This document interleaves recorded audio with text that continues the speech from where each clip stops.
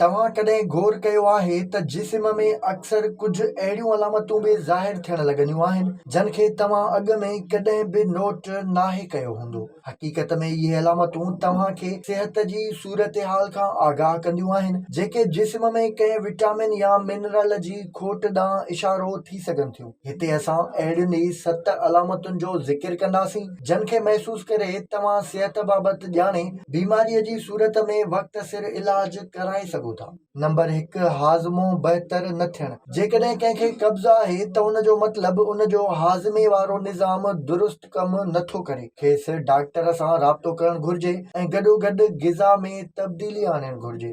Number 2, ज़ख़्म देर सां भरिजणु। को बि धकु लॻण खां पोइ ज़ख़्म देर सां भरिजणु हिकु अहम अलामत आहे ऐं उन ते फौरी तौर ध्यानु ॾियणु घुर्जे। इहा शुगर जी अलामतुनि मां हिकु थी सघे थी। तव्हांखे फौरी तौर ते डॉक्टर सां राब्तो करणु घुर्जे। नंबर 3, वार छणणु। वार तेज़ीअ सां छणणु बि जिस्म में हिकु अहम विटामिन या मिनरल जी खोट जो इशारो थी सघे थो। तंहिं करे ज़रूरी आहे त प्रोटीन सां भरपूर ग़िज़ा जहिड़ोक गोश्त, बेज़ा, सब्जियूं ऐं ॿियूं शयूं इस्तेमालु कयूं वञनि। नंबर 4, वक़्त खां अॻु कुराड़प। गैर मुतवाज़िन ग़िज़ा जो इस्तेमालु तव्हांजी शख़्सियत ते असर अंदाज़ थींदो आहे ऐं हुन जा असर सभ खां अॻु चहिरे ते ज़ाहिर थींदा आहिनि। इन सूरत में तव्हांखे मुतवाज़िन ग़िज़ा जी चूंड करणु घुर्जे जेका विटामिन ई, विटामिन ए ऐं एंटी ऑक्सीडेंट्स सां भरपूर हुजे। नंबर 5, हथ थधा रहणु। जिस्म में रत जी रवानी जेकॾहिं बहितर न हुजे त हथ पेर थधा थी वेंदा आहिनि जंहिं करे ज़रूरी आहे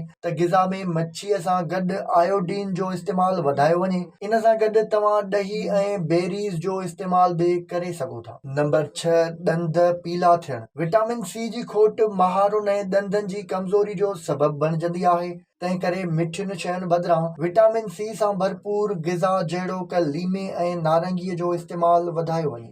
नंबर 7, जिल्द ख़ुश्क थियणु।